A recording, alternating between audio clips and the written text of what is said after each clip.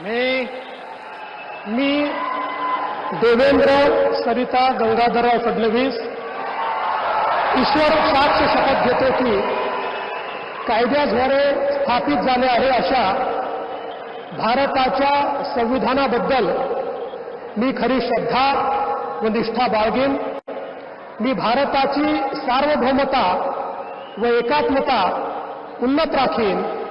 मी महाराष्ट्र राज्याचा मुख्यमंत्री म्हणून माझी कामे निष्ठापूर्वक व सत्सद विवेक बुद्धीने पार पाडेन आणि संविधान व कायदा यानुसार सर्व तऱ्हेच्या लोकांना मी निर्भयपणे व निपक्षपातीपणे तसेच कोणाच्याही विषयी ममत्व भाव किंवा आकस न बाळगता न्याय वागणूक देईन।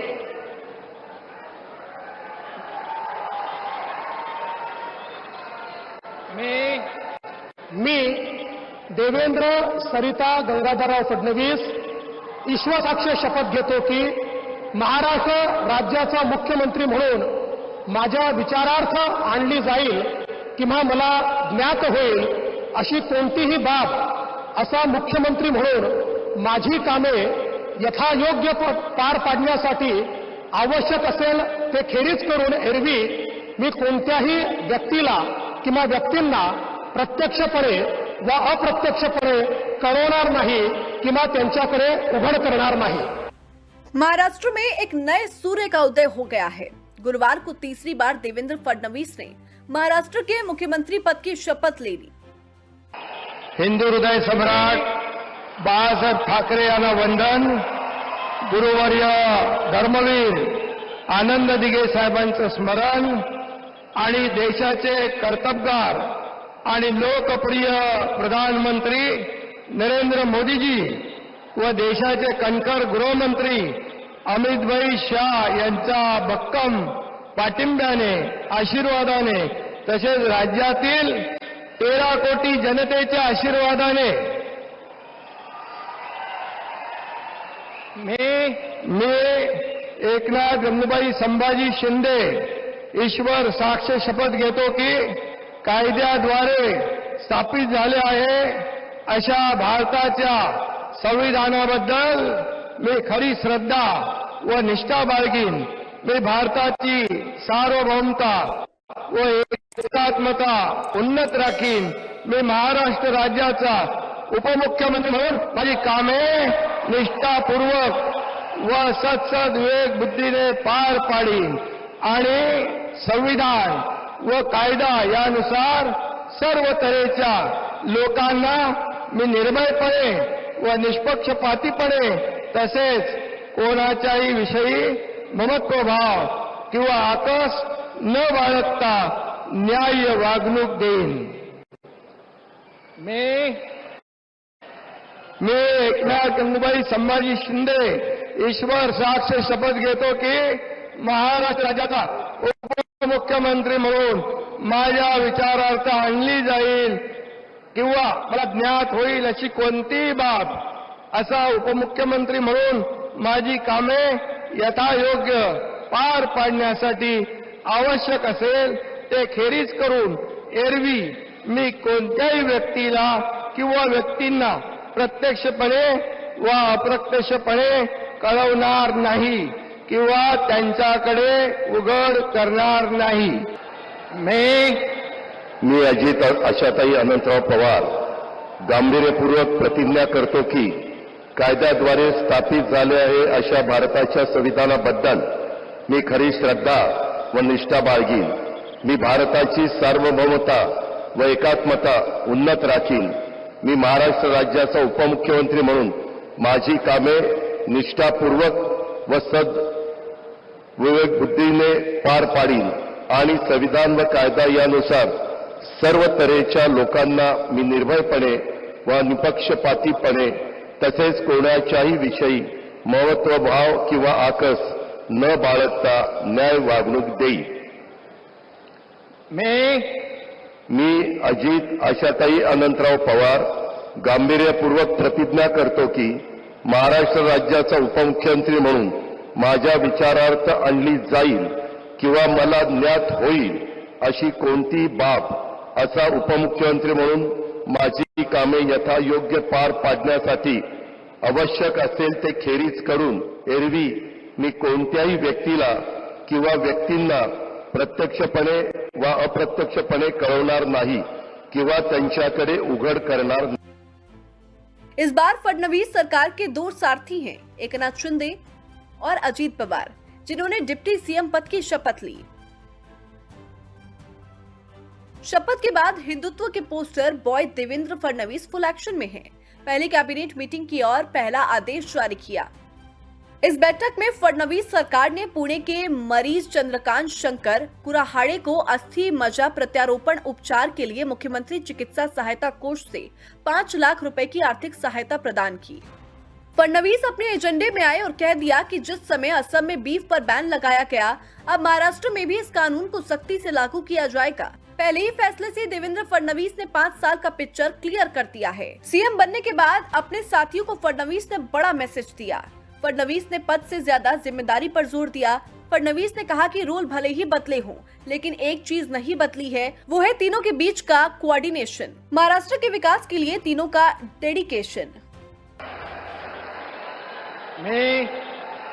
मी देवेंद्र सरिता गंगाधरराव फडणवीस ईश्वर साक्ष शपथ घेतो की कायद्याद्वारे स्थापित झाले आहे अशा भारताच्या संविधानाबद्दल मी खरी श्रद्धा व निष्ठा बाळगेन। मी भारताची सार्वभौमता व एकात्मता उन्नत राखीन। मी महाराष्ट्र राज्याचा मुख्यमंत्री म्हणून माझी कामे निष्ठापूर्वक व सत्सद विवेक बुद्धीने पार पाडेन आणि संविधान व कायदा यानुसार सर्व तऱ्हेच्या लोकांना मी निर्भयपणे व निपक्षपातीपणे तसेच कोणाच्याही विषयी ममत्व भाव किंवा आकस न बाळगता न्याय वागणूक देईन।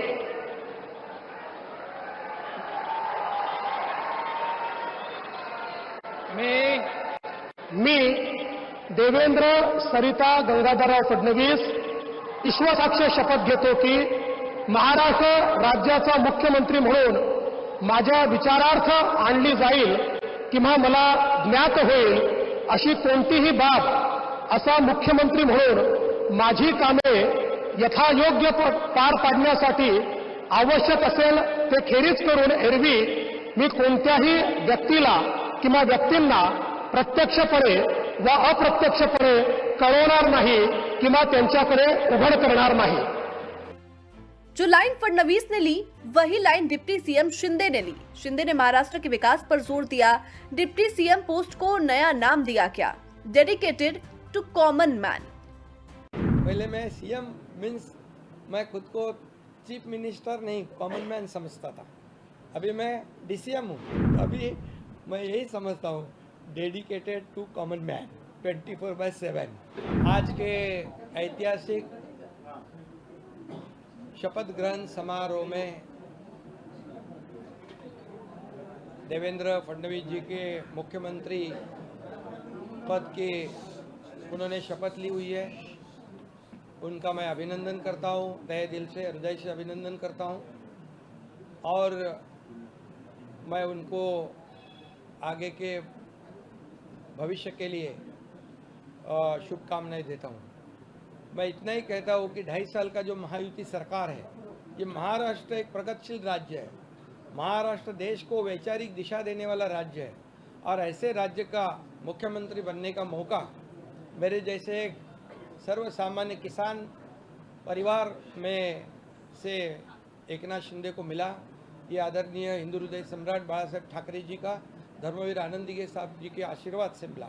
और मैं ये भी कहूँगा कि आदरणीय देश के लोकप्रिय प्रधानमंत्री नरेंद्र मोदी जी, इन्होंने भी हमें पूरा सहयोग किया, पूरी ताकत दी और इस देश के एकदम डैशिंग गृह मंत्री अमित भाई शाह जी, इन्होंने भी हर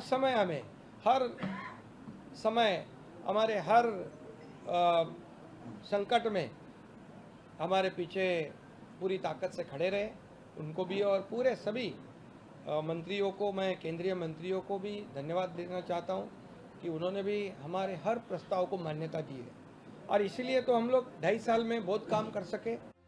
शपथ ग्रहण के बाद फडणवीस कैबिनेट को लेकर बड़ी खबर भी सामने आई। मुख्यमंत्री देवेंद्र फडणवीस ने क्लियर कर दिया कि तीनों पार्टियों के बीच सारी बातें क्लियर हो गई हैं। मंत्रिमंडल को लेकर बातचीत का दौर फाइनल स्टेज पर है। बहुत जल्द सब कुछ ठीक से पूरा हो जाएगा। जहां तक वित्त और गृह मंत्रालय की बात है तो दोनों मंत्रालय बीजेपी अपने पास रखेगी, जिसका इशारा खुद मुख्यमंत्री फडणवीस ने दे दिया। देखिए, पहला जो आपका सवाल है उसमें कौन सा मंत्रालय किसके पास रहेगा, ये अंतिम चरण में है। उसका निर्णय तीनों मिलकर करेंगे। यूनिलैटरली उसकी घोषणा मैं नहीं कर सकता। और जहां तक पुराने मंत्रियों का सवाल है तो उसमें निश्चित रूप से सभी के काम का एक मूल्यमापन तो हो रहा है, मूल्यांकन हो रहा है। उस मूल्यांकन क्योंकि हमारे जो दोनों साथी है, एकनाथ शिंदे जी ने भी और दादा ने भी, हम तीनों ने बैठकर ये तय किया है कि हम मूल्यांकन करेंगे। पुराने मंत्रियों के कामों का मूल्यांकन होगा। फडणवीस सरकार में मंत्रालय को लेकर डील करीब करीब फाइनल हो चुकी है। सूत्रों की माने तो 11 या 12 दिसंबर को मंत्रिमंडल विस्तार संभव है, जिसमें बीजेपी के 20, शिवसेना के 13 और अजीत गुट के 10 मंत्री बनेंगे। इससे पहले मुंबई के आजाद मैदान में फडणवीस ग्रैंड सेरेमनी हुई थी, जिसे देखने के लिए खुद पीएम मोदी मौजूद रहे। उनके साथ अमित शाह, यूपी के मुख्यमंत्री योगी आदित्यनाथ, बिहार के मुख्यमंत्री नीतीश कुमार समेत 14 राज्यों के मुख्यमंत्री शामिल हुए। ब्यूरो रिपोर्ट, देश न्यूज।